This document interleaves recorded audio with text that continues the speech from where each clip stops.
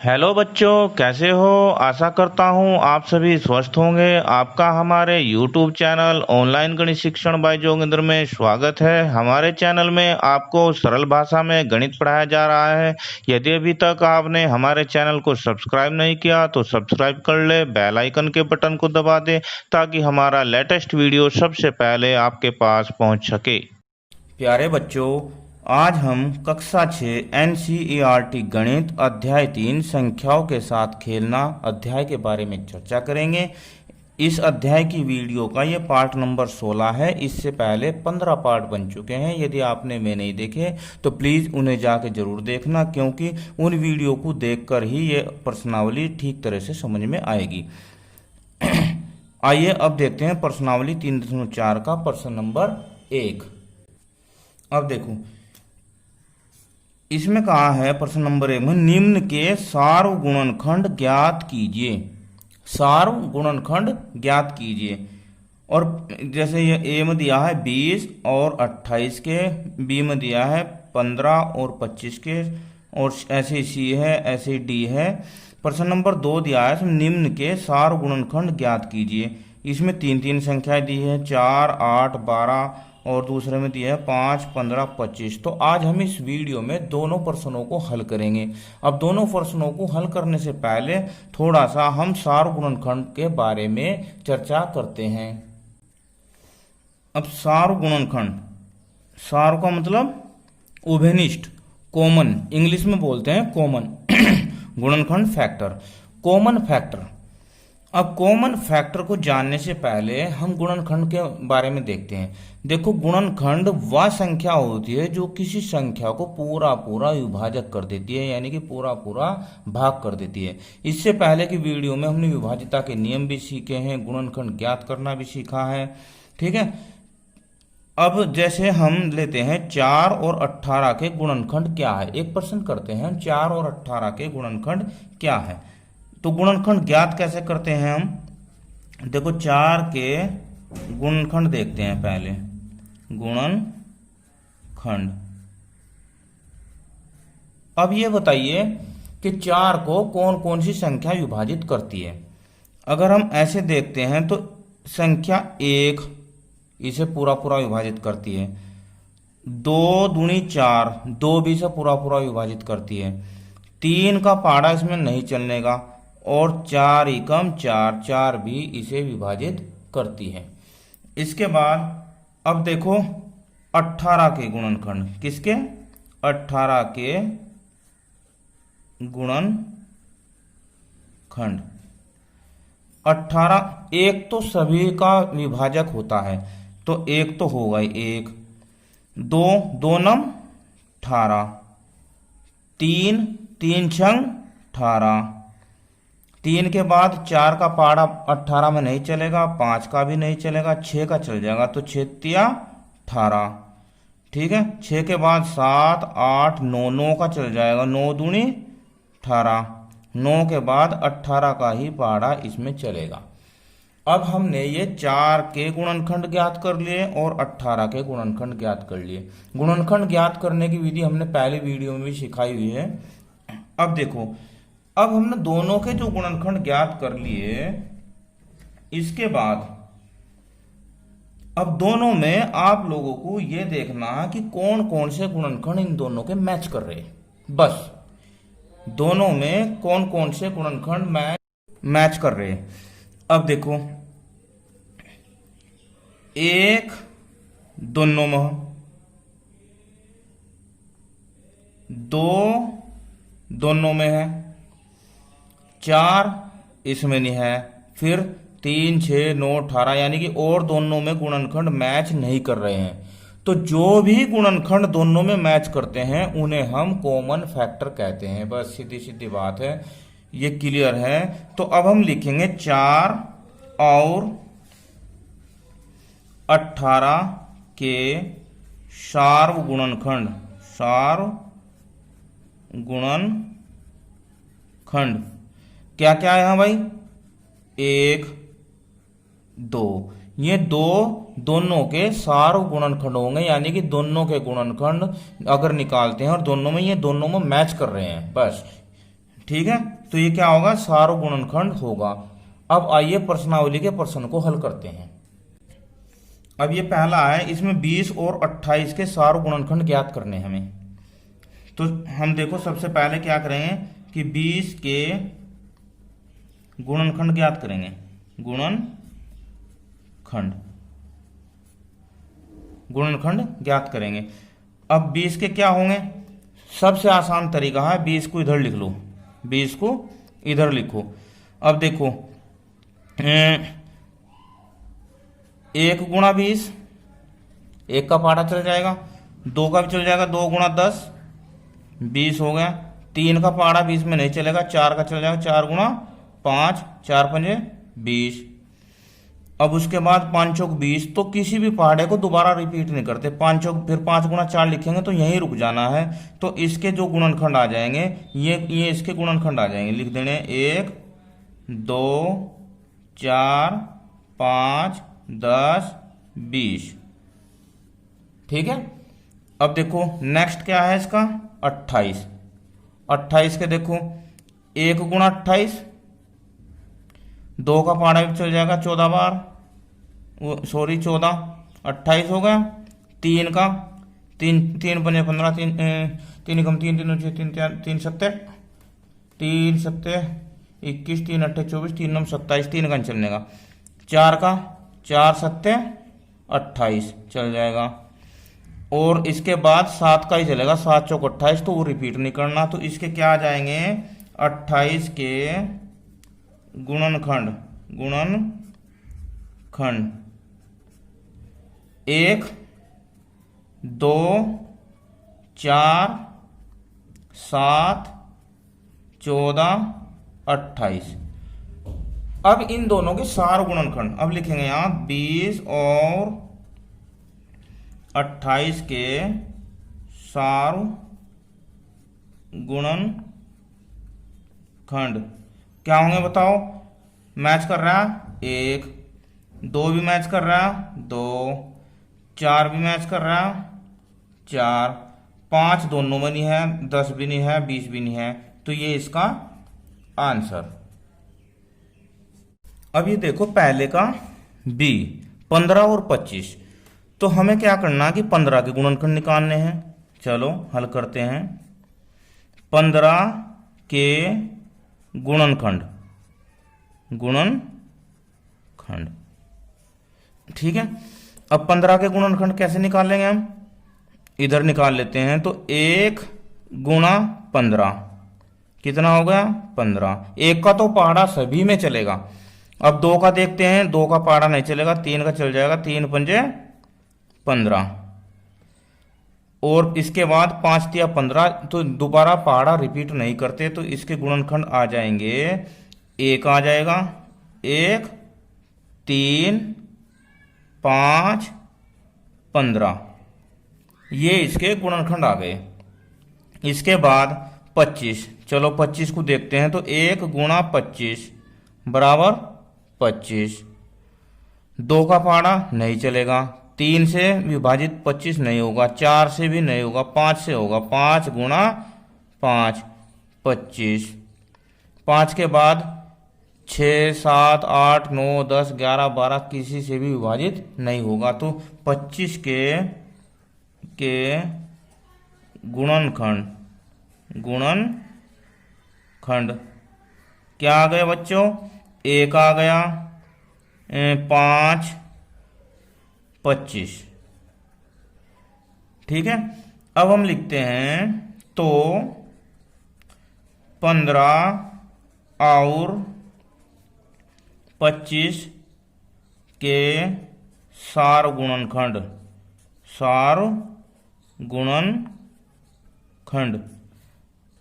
गुणनखंड common. अब हमें सिर्फ ये देखना कि इन दोनों में कॉमन कौन सा है, यानी कि दोनों मैच कौन सा कर रहा है। 1 इसमें भी है, 1 इसमें भी है, तो 1 होगा। 3 इसमें है, इसमें नहीं है, ये नहीं होगा। 5 इसमें है और 5 इसमें है, तो 1 5 ही होगा। तो 1 और 5 इसका आंसर। अब इसके बाद 35 और 50 को देखते हैं। तो अब हम लिखेंगे 35 के खंड।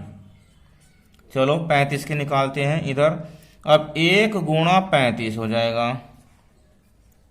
1 का तो पहाड़ा सभी में चलना है। 2 से 35 भाग नहीं होगा, 3 से भी नहीं होगा, 4 से भी नहीं होगा, 5 से हो जाएगा। 5 सत्ते 35। इसके बाद 6 से नहीं होगा, 7 से होगा, 7 पंजे 35। तो दोबारा पहाड़ा रिपीट नहीं करना, वहीं रुक जाना है। तो क्या आ गए इसके? 1 5 7 35, यानी कि 1 5 7 35। इसके बाद चलते हैं हम 50। 50 के गुणनखंड। गुणनखंड 50 का इधर निकाल लेते हैं। 1 गुणा 50, 50 हो गया। 2 का पाड़ा चल जाएगा, 25 दूनी 50। 3 का पाड़ा नहीं चलेगा, 4 का भी नहीं चलेगा, 5 का चलेगा। 5 दूसरा 50। इसके बाद 5 के बाद 6 7 8 9 10, 10 का चलेगा, 10 पंजे 50, इसलिए आगे नहीं चलना। ठीक है। अब क्या क्या आ गए देखो, 1 2 2 5 10 25 50, ये इसके गुणनखंड आ गए। अब हम लिखेंगे 35 और 50 के सार्व गुणनखंड। क्या क्या आ गए? एक यहां पर भी है, एक यहां पर भी है, तो एक हो गया। यहां पर 5 है, यहां पर भी 5 है, 5 हो गया। इसके बाद 7 है, यहां पर 7 नहीं है, 35 है, यहां पर 35 नहीं है, तो इसका मतलब इसका आंसर हो गया 1 और 5। अब डी में क्या है? हमें 56 और 120 का निकालना है। तो हम यहां लिखेंगे 56 के गुणनखंड। 56 के गुणनखंड यहां देख लेते हैं। 1 गुणा 56, 56 हो गया। 56 में 2 का पहाड़ा देखते चला गया। 2 दूनी 4, 1 16, 2 अट्ठे 16, तो 28 दूनी 56 हो गया। 3 का देखते हैं, 3 कम 3, 3 का नहीं चलेगा, 4 का चल जाएगा। 4 कम 4 और बचा 1, 16 4 चौक 16, 14 चौका 56। 5 का पहाड़ा नहीं चलेगा, 6 का चल जाएगा, 6 का भी नहीं चलेगा, 7 का 7 अट्ठी 7 अट्ठी 56। इसके बाद 8 का चलेगा, तो वो हमें रिपीट नहीं करना। तो क्या क्या आ गए इसके? एक तो आ गया 1 2 4 7 8 14 28 56, ये आ गए इसके गुणनखंड। इसके बाद हम लिखते हैं 120 के गुणनखंड। 120 के गुणनखंड, 120 के इधर निकाल लेते हैं। 1 गुणा 120, 120। 2 का पहाड़ा चलाते हैं, तो देखो चला के देख लो, यहां पर देख लेते हैं। 120 को 2 से भाग दिया तो 2 छकी 12, 60 आ गया। कितना आ गया? 60। 3 का देखते हैं, 3 का चल जाएगा, 3 चौक 12, 40 आ जाएगा 120। 4 का भी चल जाएगा, 4 तिया 12, 30 आ जाएगा 120। 5 का 5 का भी चल जाएगा, 5 दूनी 10, 5 चौक 20, यानी कि 24 आ जाएगा 120। 6 का 6 दूनी 12, 6 गुणा 20 आ जाएगा 120 हो गया। 7 का नहीं चलेगा, 8 का चल जाएगा, 8 15 अट्ठे 120 होता है, तो ये 120 आ जाएगा। उसके बाद 9 का नहीं चलेगा, 10 का चलेगा, 10 गुणा 12 120 हो जाता है। अब उसके बाद जो 12 का ही चलेगा, 12 दूसरा में 120, उसे हम नहीं चलाएंगे। तो अब देखो इसके गुणनखंड क्या आ गए? 1 2 3 4 5 6 8 10 12 15 20 24 30 40 60 और 120, ये इसके गुणनखंड आ गए। अब हमें लिखना है 56 और 120 के सार्व गुणनखंड। क्या? सार्व गुणनखंड। क्या क्या हो गए बच्चों? देखो, एक यहां पर भी है, एक यहां पर भी है, तो एक तो हो गया एक। उसके बाद दो यहां पर भी है, दो यहां पर भी है, दो। चार यहां पर भी है और चार यहां पर भी है, चार हो गया। सात नहीं है यहां पर, आठ हो गया। आठ यहां पर भी है, आठ यहां। इसके बाद 14 नहीं है इधर, 28 भी नहीं है, 56 भी नहीं है, तो ये इसका आंसर हो गया। अब देखिए प्रश्न नंबर 2। प्रश्न नंबर 2 में भी निम्न के सार्वगुणनखंड ज्ञात कीजिए। करने सार्वगुणनखंड ज्ञात है, बस उसमें पहले प्रश्न में संख्या 2 2 दी हुई थी, इसमें संख्याएं 3 3 है। ठीक है। अब देखो, ए 4 8 और 12 है, तो अब हम यहां लिखेंगे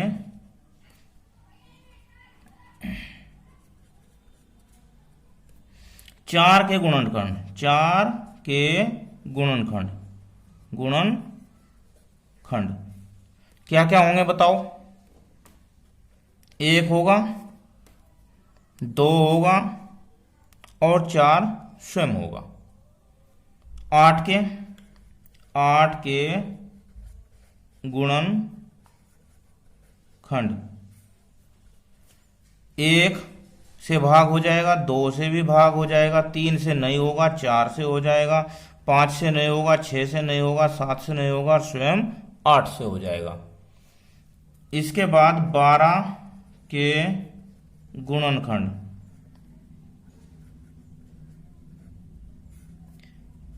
12 एक हो गया, दो से हो जाएगा, दो छकी 12, तीन से हो जाएगा, तीन चौक 12, चार से हो जाएगा, चार तिया 12, पांच से नहीं होगा, छह से हो जाएगा, छह दूनी 12, सात से नहीं होगा, आठ से नहीं होगा, नौ से, और फिर होगा 12 से ही।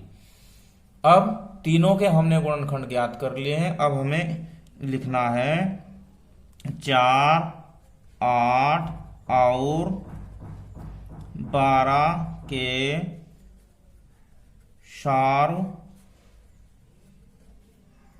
गुणनखंड क्या क्या हो गए? एक तीनों में है, एक तीनों में है। उसके बाद दो भी देखो तीनों में है, ठीक है। चार भी तीनों में है, और एक दो चार अब तीनों में है, तो ये इसका आंसर हो गया, ये इसका आंसर हो गया। इसके बाद इसके बी को देखते हैं। देखो 5 15 और 25, तो हम लिखेंगे 5 के गुणनखंड। बताओ क्या होंगे 5 के गुणनखंड? 5 के गुणनखंड होंगे, एक से भाग हो जाएगा और 5 से स्वयं ये भाग होगा। 15 के गुणनखंड, 15 के एक गुणा 15, तो 15, दो तीन गुणा 5 15, 5 का दोबारा रिपीट नहीं करते, तो एक हो गया, 3 हो गया, 5 और 15। ठीक है भाई बच्चों। इसके बाद 25 के देख लेते हैं। 25 के गुणनखंड, 25 के गुणनखंड क्या होंगे? एक गुणा 25, 25 हो गया, दो का नहीं चलेगा, तीन का नहीं चलेगा, चार 5, 5 का चलेगा, 5 पंजे 25, और दोबारा 5 का ही चलेगा, तो 5 का पहाड़ा हम रिपीट नहीं करते, तो एक हो गया, 5 हो गया, 25। ठीक है भाई। इसके बाद अब हम लिखते हैं, तो 5 15 और 25 के सार्व गुणनखंड क्या क्या हो गए? एक तीनों में है, 5 तीनों में है, इसके अलावा ऊपर वाले के तो 2 ही गुणनखंड है, तो 2 ही मैच करने थे हमें, ये इसका हो गया आंसर। इस प्रकार आज की इस वीडियो में हमने प्रश्नावली 3.4 की प्रश्न संख्या 1 व 2 को हल किया। वीडियो कैसी लगी मुझे कमेंट में ज़रूर बताना। Thank you, have a nice day.